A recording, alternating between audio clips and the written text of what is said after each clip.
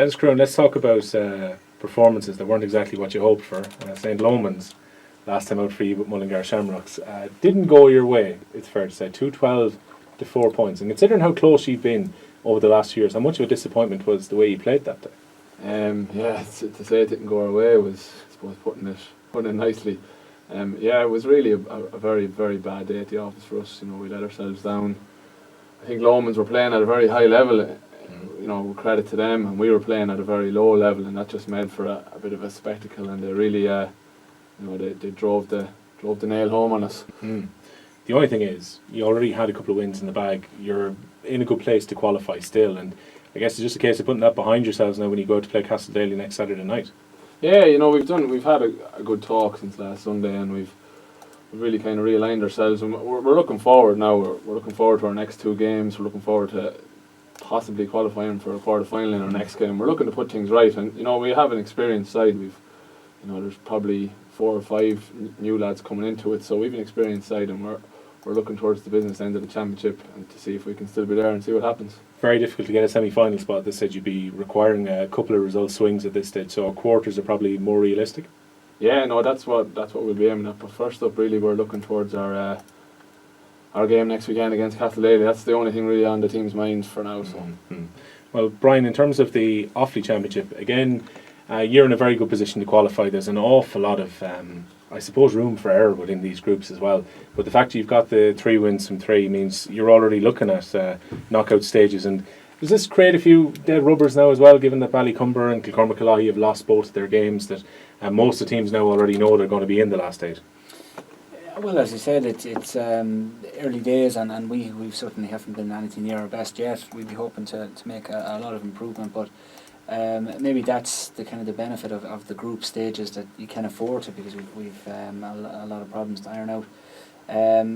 You couldn't say they're dead rubbers. I mean, it depends on the teams. Teams have different aspirations and uses out of these games, and getting in young lads, getting a bit of experience, getting practice on setting up whatever way you'd like to, and putting a pattern on your game is the real aim of them. Get through them without suffering losses, and build towards hopefully quarterfinals and semi-finals. Rhinus were a team who he played in the knockout stages last year, and I suppose unfortunately for them, a bit like Mullingar Shamrocks, they had a bad day out against Sheed, but they're a team who are dual in both Camogie ladies football and hurling. They made the knockout stages in all 4 tournaments last year, and in fairness to them, they've been improving in the football since they came back up a while ago, because they yo-yoed for a while, but they're becoming a regular fixture now at senior. Yeah, well, and one thing about them, they'll never throw in a towel. They'll always work hard and push you to the pin of your collar. Hurling down there at the minute is going really well, as you said, and but the season of painters, Ger Rafferty, be still there driving on lads, and a few younger lads then in the forwards in particular. So, on their day, they will try and put it up to you. They'll definitely be competitive, and it's up to the other teams then to really safeguard against them. You say there's work to be done with Rhode. You've scored 71 points in 3 games. What can you work on top of that? Well, I suppose you take every game as it comes. Teams will try and maybe put up different defensive structures that you have to know how to break down. And I'm sure you could say along with that we've kicked a lot of wides. They all need to be worked out, ironed out. Giving away a lot of frees, keeping goal counts down. So. They're far from worthless. We see them as being very worthwhile, and look to stamp authority in all games. How do you reckon this 2015 structure is going to work? Because an email will have gone out to clubs in Offaly this week saying 2 teams are going down from the senior championship in either group. They're going to form Senior B next year. It's been trialled in a few counties. How do you reckon these 2 new championships are going to work next year, Brian?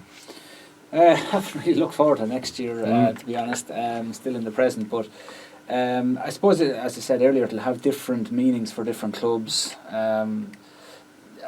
You'll have a different grade. You might have more games next year. Games might be more competitive.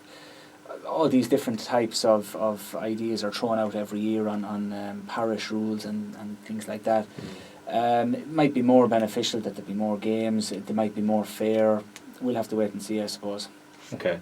Well, Dennis, there's been more teams competing in Westmeath than have been really in Offaly. In Offaly, they've got a kind of a big 4, but you've had Tyrrell's Pass in recent times, Castledaly win the title, yourselves and Lomans, and of course Garry Castle had their great time. Have you been surprised with Gary Castle this year, Dennis, the way they've kind of slipped back? I know they've had injuries and they've got guys coming towards the end of their career, but it's remarkable given how successful they were for a long period of time that they might even be struggling to qualify now.